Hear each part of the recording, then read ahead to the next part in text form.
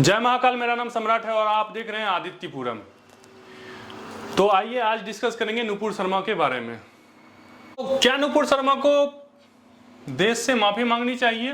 क्या उदयपुर के कन्हैया कुमार के मौत के जिम्मेदार नुपुर शर्मा है? और नुपुर शर्मा को खतरा है या नुपुर शर्मा से खतरा है? तमाम तरह के अलग अलग बातों को हम डिस्कस करेंगे। सुप्रीम कोर्ट ने क्या बयान दी, क्या वर्डिक्ट दिया है, उस पर भी जाएंगे और देखेंगे एक एक पहलू। तो चलिए without further delay let's get start. Nupur Sharma का जन्म जो है 23 अप्रैल 1985 को हुआ। नुपुर शर्मा का जन्म कहाँ हुआ? तो दिल्ली में हुआ।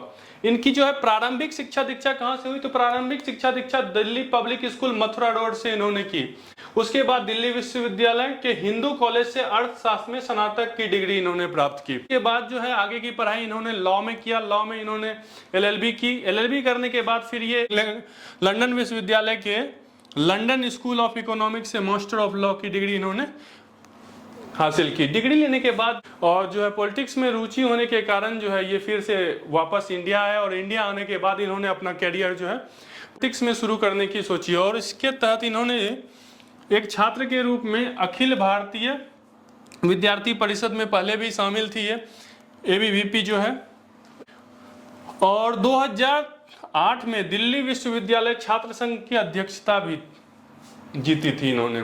तो ये शुरुआती दिनों से ही नुपुर शर्मा जो है काफी सक्रिय भूमिका निभा रही थी राजनीति में। इनका जो है मोटो क्लियर था, राजनीति में कदम रखना है। नुपुर शर्मा सिविल सेवकों और व्यवसायियों के परिवार से। नुपुर शर्मा का फैमिली बैकग्राउंड भी अच्छा था। उनके यहाँ सिविल सर्वेंट्स और बिजनेसमैन थे। तो इस तरह से जो है और चलिए आगे बढ़ते हैं।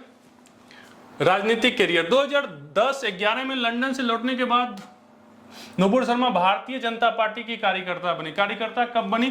2010-11 में इन्होंने करियर चालू कर दिया। 2013 में वह दिल्ली भाजपा की कार्यकारी समिति की अध्यक्ष बनी।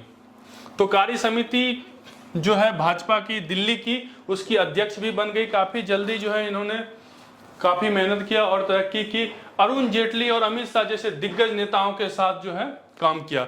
बीजेपी के गदावर नेता जो है माने जाते हैं अरुण जेटली और अमित शाह, वेल नोन चेहरा है। इनके साथ भी इनको काम करने का मौका मिला। 2015 में महज 30 साल की उम्र पे भाजपा के टिकट से दिल्ली विधानसभा के चुनाव लड़ी। दिल्ली विधानसभा के चुनाव लड़ी। और चलिए एक इंपॉर्टेंट बात और बता देते हैं। ये चुनाव जो है अरविंद केजरीवाल के अगेंस्ट में लड़ा गया था, लेकिन इस चुनाव में वो हार गई थी। लगभग 31,000 वोटों से हार गई थी, लेकिन फिर भी वो उनका राजनीतिक करियर जो है सक्रिय रूप से आगे बढ़ता रहा। मनोज तिवारी के नेतृत्व में भाजपा के दिल्ली इकाई के आधिकारिक प्रवक्ता के रूप में उन्हें जो है अपनी अगली कड़ी के तौर पे कार्यभार सौंपा गया।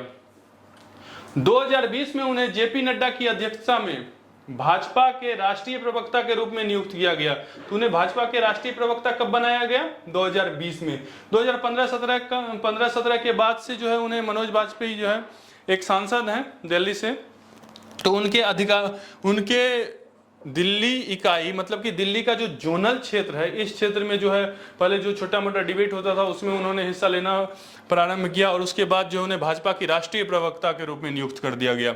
उन्हें अक्सर उनके कानूनी कौशल, राष्ट्रीय मुद्दों के अच्छे ज्ञान और द्विभाषीय कौशल के कारण राष्ट्रीय मुद्दों पर टीवी बहस के लिए भेजा जाता था। चूंकि उन्होंने लॉ की डिग्री ली थी और कानून के बारे में बहुत ही अच्छा जानकारी रखती थी, तो उन्हें अक्सर जो है डिबेट्स में भेजा जाने लगा। चलिए आगे देखते हैं मोहम्मद के बारे में टिप्पणी। तो टीवी शो में क्या होता है कि जब आप डिबेट्स कर रहे होते हैं तो कभी कभी हॉट टॉक भी हो जाता है। यह टीवी शो का आम बात है। यह टीवी शो में जो है अक्सर आए दिनों देखने को मिलता है। तो लेकिन चलिए विवाद कहां से उठा इस पे हम आते हैं। तो टीवी शो 26 मई 2022 को शर्मा ने टाइम 9 टेलीविजन चैनल पर ज्ञानवापी मंदिर विवाद पर एक बहस में भाग लिया, जिसके दौरान उन्होंने मोहम्मद की पत्नी आयशा की शादी के समय और शादी की समाप्ति के समय उसके उम्र के बारे में टीवी डिबेट के दौरान चर्चा की। उन्होंने चर्चा की कि मोहम्मद साहब जो है, हजरत मोहम्मद सल्लल्लाहु अलैहि वसल्लम जो है हमारे नबी, उनकी शादी कब हुई थी आयशा से, उस समय उसका उम्र क्या था। मज ये भी कोई बहुत बड़ी बात नहीं थी कि इस पे विवाद हो जाता। विवाद का तुक ये है कि उनका लहजा थोड़ा सा तीखा माना जा सकता है उनके कहने के लिए, और उन्होंने कुछ जो शब्दों का चयन किया तो वो शब्दों के चयन जो है थोड़े से अमर्यादित कहे जा सकते हैं। चलिए आगे देखते हैं। टाइम्स नाउ ने अपने अगले ही दिन कार्यक्रम के वीडियो को यूट्यूब चैनल से डिलीट कर दिया गया। आप जानते हैं कैसे भड़काऊ जो भी भाषण होते हैं या कोई भी असामाजिक तत्व होते हैं, तो उसे जो है हम चाहते हैं, या हमारी जो है मीडिया टीम वो चाहती है कि मेन मिस्ट्री मीडिया जो होती है कि इससे ज़्यादा फैले नहीं, इसको रोका जाए। तो अगले ही दिन यूट्यूब चैनल से डिलीट कर दिया गया। लेकिन सोशल मीडिया पे अल्ट न्यूज के सह संस्थापक मोहम्मद जुबैर ने उसकी वीडियो क्लिप की आलोचना की। तो मेन प्रॉब्लम यहां से शुरू होता है। उन्होंने तो डिलीट कर दिया, लेकिन डिलीट करने से पहले उनकी क्लिप जो है मोहम्मद जुबैर डाउनलोड किए होंगे या कहीं भी अपने सोर्स से अवेलेबल कराए, और उसके बाद जो है इन्होंने उस क्लिप को दोबारा से चलाया। तो इन क्लिप को चलाया किसने? तो अल्ट न्यूज के संस्थापक मोहम्मद जुबैर ने इस क्लिप को दोबारा से चलाया, और इसकी जो है जो चीज़ ऑलरेडी डिलीट हो चुकी थी उसको फिर से जो है मेन स्ट्रीम में लाया गया और उसको हाईलाइट किया, जिसके परिणाम स्वरूप क्या हुआ कि बहुत सारे जगहों पे ये वायरल हो गया। और फिर जो है तुक पकड़ने के परिणाम स्वरूप उन्हें बलात्कार और जान से मारने की धमकी मिलने लगी। बहुत ही गंभीर बात है कि जब आप कुछ बोलते हैं तो क्या आपके फंडामेंटल राइट के तहत वो नहीं आता है?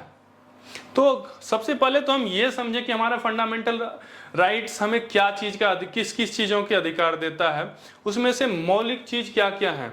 तो संविधान के अनुच्छेद 19 के क में हमें जो है प्रेस की स्वतंत्रता जो है और लिखित रूप से मतलब कि तथाकथित रूप से दिया जाता है, जिसमें कि हम कोई भी चीज को, अपने गंतव्य को, अपने व्यक्तित्व के कोई किसी भी तथ्य को हम एक दूसरे के सामने स्पष्ट रूप से रख सकते हैं। लेकिन उसी क्लाउज के नीचे अगले क्लाउज में लिखा गया है कि उससे किसी और की, एक व्यक्ति विशेष या समुदाय की को हानि नहीं पहुंचनी चाहिए, यानी कि उन्हें ठेस नहीं पहुंचनी चाहिए।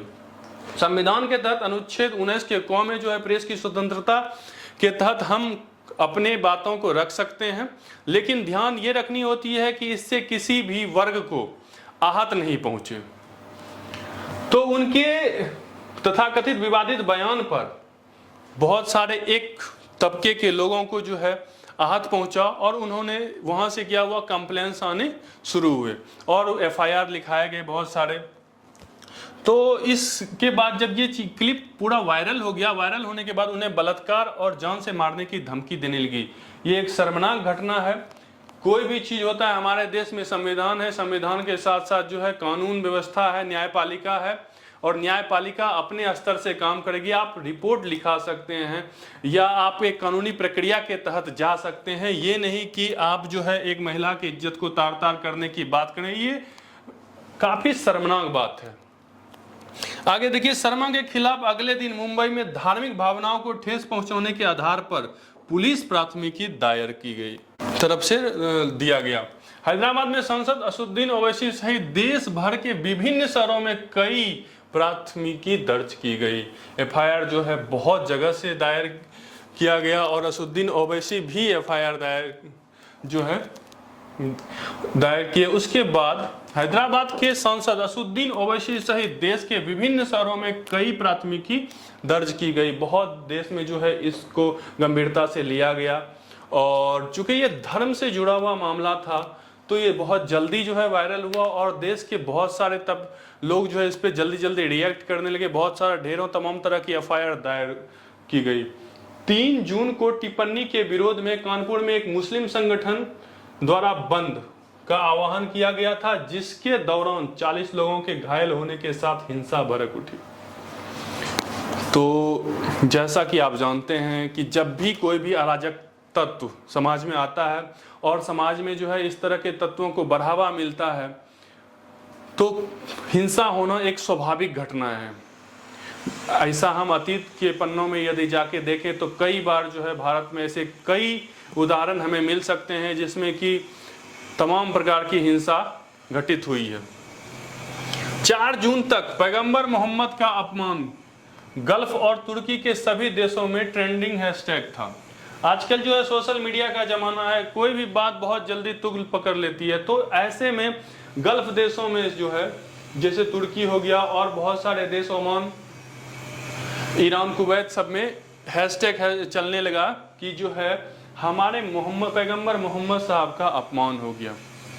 तो अब ये जो चीज़ जिस तरह से आगे बढ़ा, उसके बाद क्या हुआ कि 5 जून को ओमान के ग्रैंड मुफ्ती ने मुद्दा उठाने वाले भारत के बाहर के पहले महत्वपूर्ण व्यक्ति थे।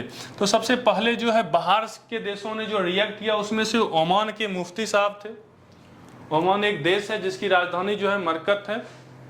तो वहाँ के मुफ्ती साहब ने इस मुद्दे को उठाया। कतर सरकार ने भारतीय राजदूत को तलब किया और तत्काल निंदा और माफी के लिए कहा। कुवैत और ईरान ने भारतीय दूतों को तलब किया और उन्हें विरोध नोट दिए। मतलब कि ये पूरी तरह से जो है अब इंटरनेशनल मुद्दा बन चुका था। और इसके बाद क्या हुआ कि जब बात बहुत आगे बढ़ गई तो उसके बाद बीजेपी ने अपने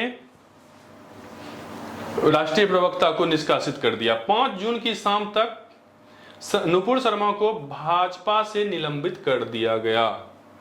5 जून को जो है नुपुर शर्मा को भाजपा से निष्कासित कर दिया गया।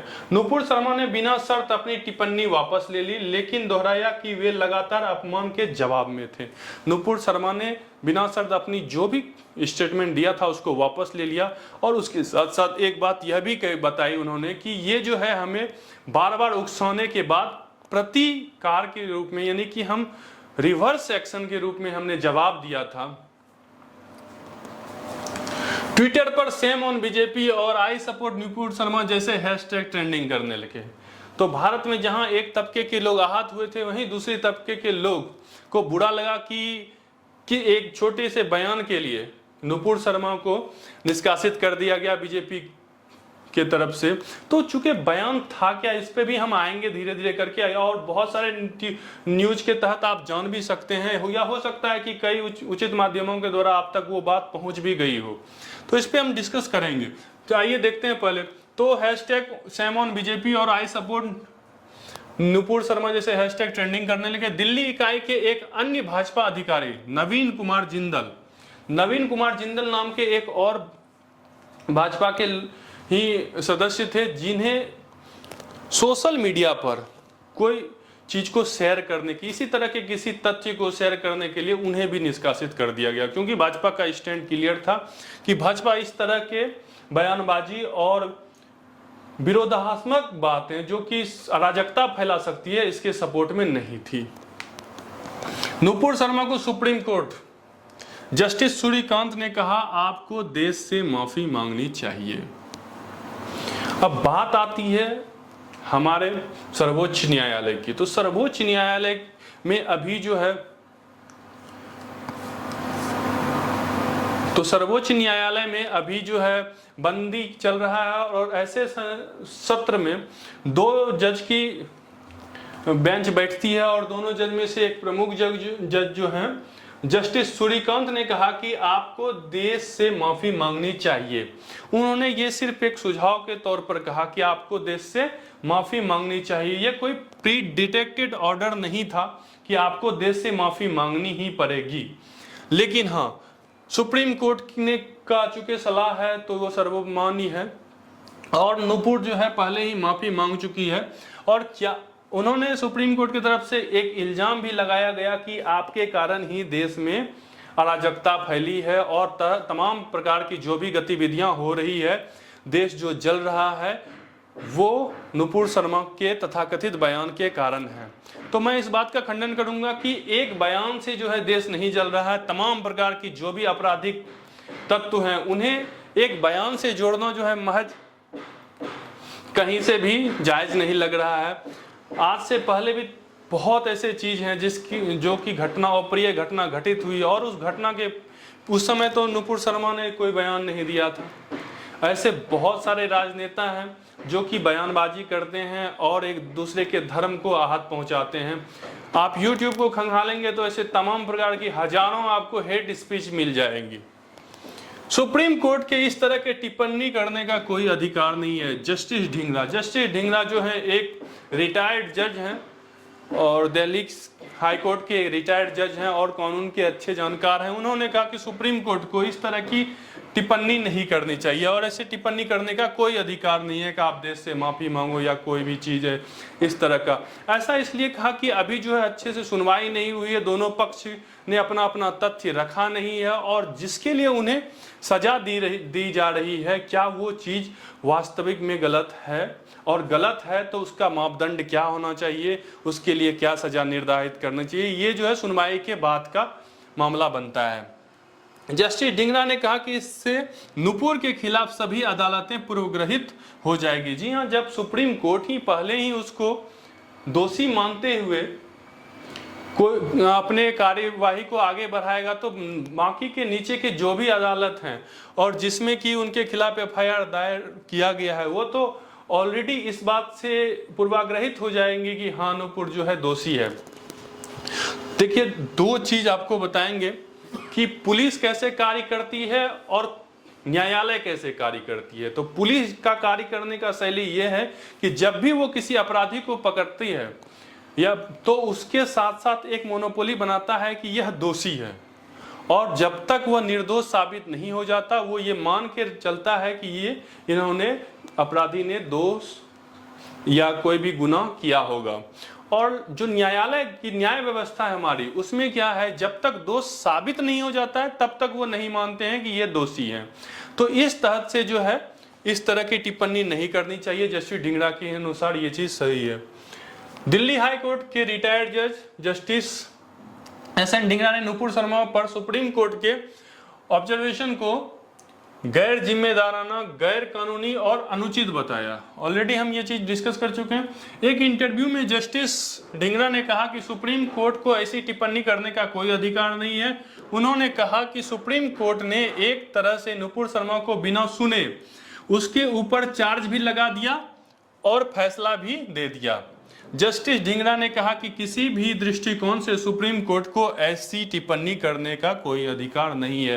आपको याद होगा कि अंग्रेजों के जमाने में एक कानून था, जिस कानून के तहत बिना किसी एफआईआर के और बिना किसी मुजरिम को कोर्ट में हाजिर किए उस पर सजा हो जाती थी। उसे काला कानून भी कहा जाता था। यह बिल्कुल वैसी ही बात हो गई कि बिना किसी भी तथ्य को अच्छे से जाने, उस पे जो है बहुत सारे पहलुओं को चर्चा किए। दोनों पक्ष ने अपना जब तक पक्ष स्पष्ट नहीं किया था, अभी ये स्टेटमेंट जो है सुप्रीम कोर्ट की बहुत सारे लोगों को आहत पहुंचाया। जस्टिस सूर्यकांत के बारे में चलिए हम आपको थोड़ी सी जानकारी दे देते हैं। तो जस्टिस सूर्यकांत जो है हिमाचल प्रदेश हाई कोर्ट के मुख्य न्यायाधीश रहे हैं। सुप्रीम कोर्ट के 5 सदस्यीय कॉलेजियम की सिफारिश पर मुख्य न्यायाधीश सूर्यकांत को सुप्रीम कोर्ट की जज नियुक्त किया गया था।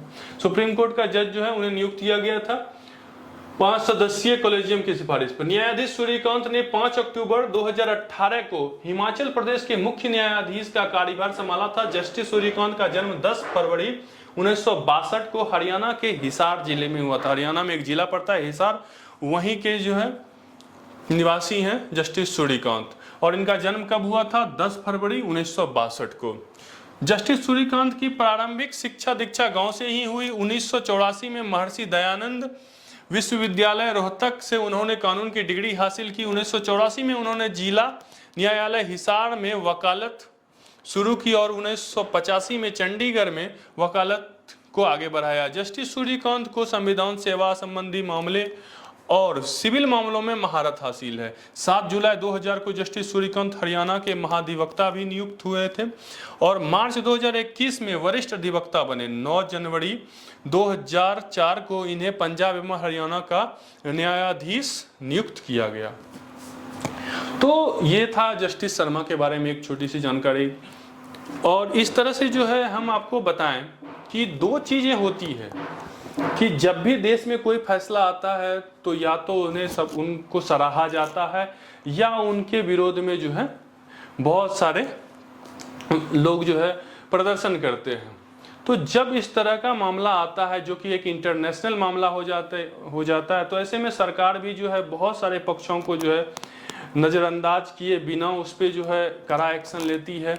तो ऐसे समय में लोगों को चाहिए कि देश में शांति बनाए रखें, दोनों तरह के बातों को समझें, कानून के तहत जो भी उचित फैसला बनता है उसे समझें और किसी भी तरह के हिंसा को जो है बढ़ावा नहीं दें। चलिए आगे बढ़ते हैं। आयशा, तो आइए हम आपको ये बता दें कि जो विवादित बयान उठा था वो किस पे उठा था। तो ये विवादित बयान उठा था आयशा पे। इस्लामी लेखन कुरान में विवरण के अनुसार आयशा इस्लाम के पहले खलीफा अबू बकर रजी की बेटी थी। इस्लाम के पहले खलीफा कौन थे? तो ये चीज आपको याद रखना है, इस्लाम के पहले खलीफा थे अबू बकर रजी। तो अबू बकर रजी जो थे उनकी ही बेटी थी आयशा। हदीस में कहा गया है कि आयशा रजी की शादी 6 या 7 वर्ष की आयु में हजरत मोहम्मद सल्लल्लाहु अलैहि वसल्लम से की गई थी। ऐसे तमाम तरह के मुस्लिम स्कॉलर हैं जो इस चीज़ों को मानते हैं। बहुत सारे ऐसे किताब एग्जिस्ट करते हैं जो इसकी पुष्टि करते हैं। ये एक धार्मिक मामला है, इसकी सत्यता संशोधन या जो भी है वो एक अलग विषय बन जाती है।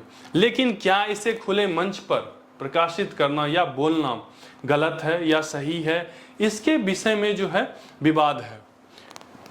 इस पे जो है हम डिस्कस करते हैं कि हजरत मोहम्मद सल्लल्लाहु अलैहि वसल्लम का जन्म कब हुआ था।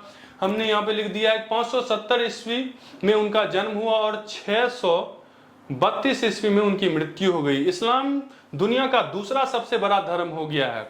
आज ईसाई धर्म के बाद सबसे ज्यादा जो है अनुयायी यानी कि फॉलोवर वो किस धर्म के हैं? तो वो है इस्लाम धर्म के।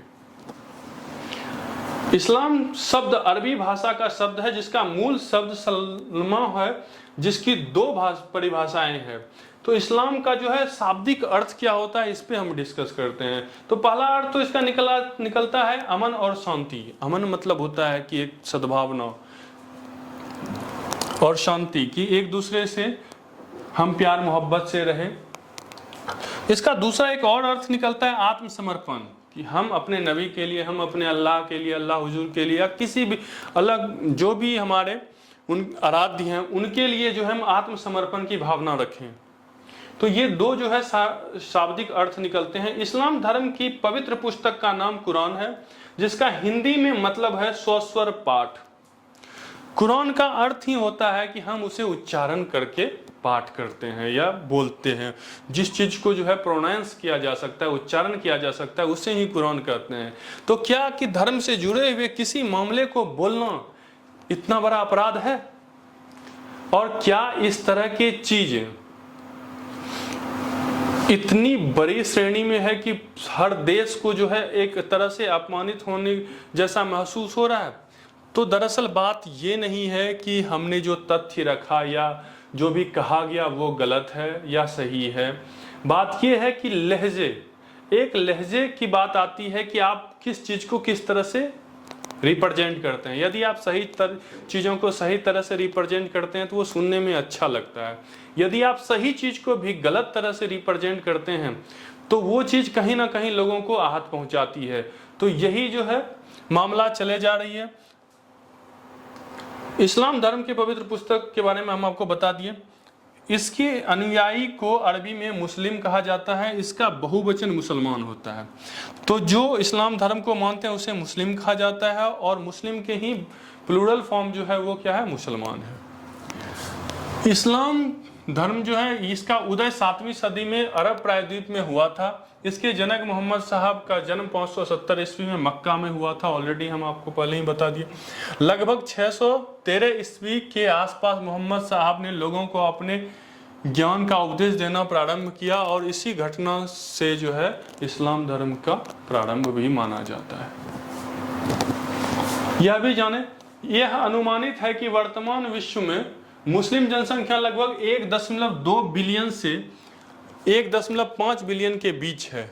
इसके केवल 18% लोग ही अरब देश में रहते हैं। मुस्लिम आबादी जो है ऑलरेडी बहुत बड़ी है और विश्व का जो है दूसरा ऐसा धर्म है इस्लाम जिसके फॉलोअर सबसे अधिक हैं और उसका मात्र जो है 18% लोग ही अरब देशों में रहते हैं। यानी कि हमारे भारत, पाकिस्तान, अफगानिस्तान और बांग्लादेश यहाँ जो है बहुत ज़्यादा संख्या में जो है मुसलमान रहते हैं गल्फ कंट्री के अकॉर्डिंग। इंडोनेशिया सर्वाधिक मुस्लिम आबादी वाला देश है। तो ये भी आपको याद रखना है, इंडोनेशिया जो है सबसे ज़्यादा मुस्लिम आबादी वाला देश है, जिसकी मुस्लिम जनसंख्या 213 मिलियन है। इसकी मुस्लिम जनसंख्या 213 मिलियन है। मिलियन मतलब होता है 10 लाख, ठीक है। इस्लामी कैलेंडर नए चांद के दिखने पर आधारित है, जिसमें कि वर्ष से 11 दिवस छोटा होता है। इस्लामी कैलेंडर जो है इस्लाम में पवित्र माना जाता है चांद को, और चांद के दिखने से जो है उनकी जो है कैलेंडर का स्टार्ट हो जाता है। और नॉर्मल जो हमारा कैलेंडर चलता है इससे 11 दिन कम का होता है, समझिए। मुस्लिम मान्यता अनुसार मोहम्मद साहब ईश्वर के भेजे हुए अंतिम पैगंबर थे।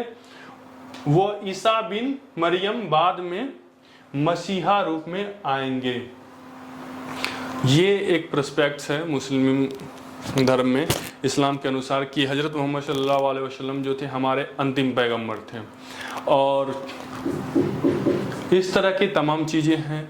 और हमारे धार्मिक मामलों को जो है जब भी किसी भी चीज़ों से जोड़ा जाता है, राजनीति से इसे अलग रखनी चाहिए। ये बहुत ही इम्पोर्टेंट है, क्योंकि यदि देश में इस तरह के कई चीज़ें हैं तमाम तरह की जिससे कि हिंसा भड़क जाती है। कुरान को याद करने की परंपरा जो है 14वीं सदी में जो है प्रारंभ हो गई थी। आज के डेट में बहुत सारे ऐसे हाफिज हैं, हाफिज उन्हें कहा जाता है जिन्हें हिफ्ज हो जाता है। हिफ्ज मतलब कि ये पूरी की पूरी किताब जो है उन्हें याद हो जाती है।